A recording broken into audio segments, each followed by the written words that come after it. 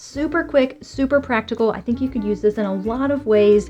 It's very last minute, so if we're talking like last minute decorations, last minute gifts perhaps, this is my favorite project of the season.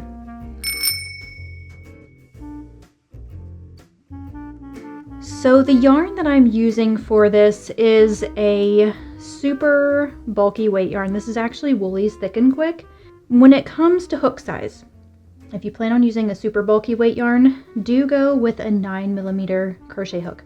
I find that erring on the side of a bigger hook is better because it gives it more of a stretchy, lofty kind of feel to it.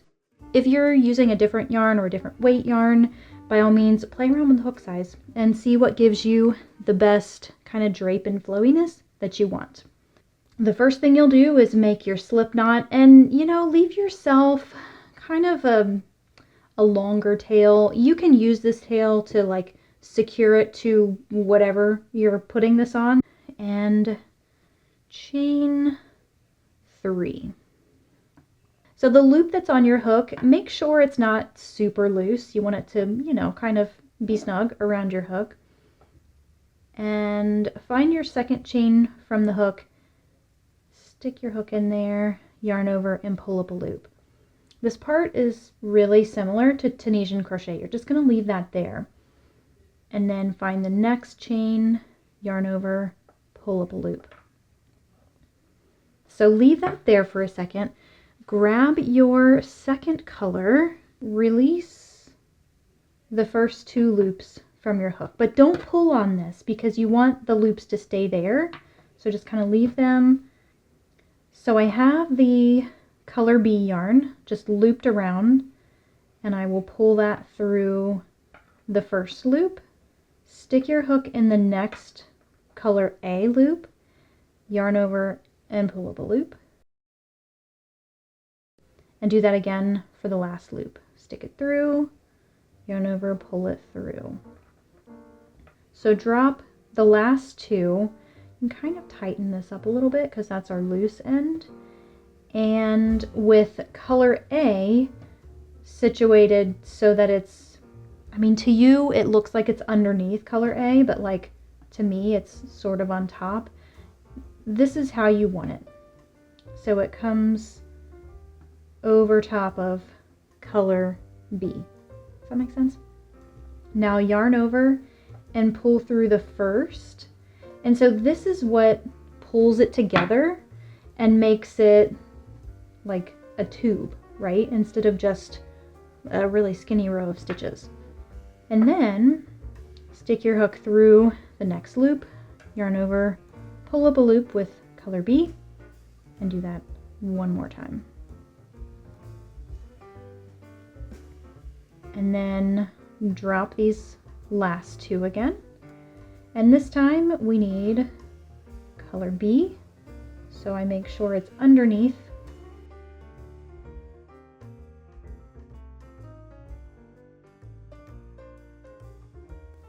Pick up the next loop, pull through, pick up the last loop, and pull through.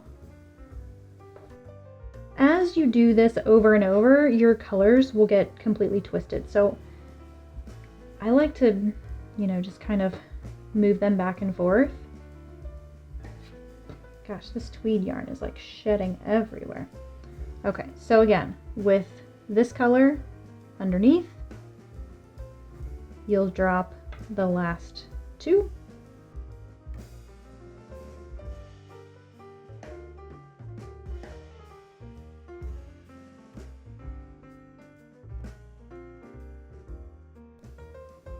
And we do the yarn shuffle. Pick up your next color. And like honestly, that's really all there is to it. Like it's so incredibly simple. See what I mean when I say that you really don't have to have crochet skills necessarily. Knowing how to hold everything in your hands will really go a long way. But honestly, if you're a determined beginner, you can totally do this. Before you drop your stitches and pick up the next color, I like to, just make this loop not so big, kind of pull on it a little bit. Drop those two. Make sure nothing is pulling on this yarn. When you yarn over and pull through this first loop, you want to do so tight enough that it pulls it all the way over, but at the same time, you got to be careful enough that you're not pulling these loops out. It gets a lot easier as you can start working on the next one. I like to pull on the working yarn and kind of pull that in and just match the tension. Like you can see I pulled a little bit too hard on this one, so that stitch looks a lot smaller than the others. So, you know, practice really is going to go a long way. When you get to the point where you're ready to be done, trim it, then the yarn over, pull through, and then pull that through the middle stitch, and then also through the last stitch. And it still has that, you know, 3-stitch appearance. It doesn't match exactly to the opposite side, but it's close enough. Then I'll just yarn over, pull through to fasten off this little edge. And yeah, that's really all there is to it. Thank you so much for subscribing, for liking, commenting, sharing with your friends, looking at the patterns on my website, buying the PDFs from my shop. We finally have more Crochet is Cool tees in stock, but this time we had them printed on a unisex fit t-shirt.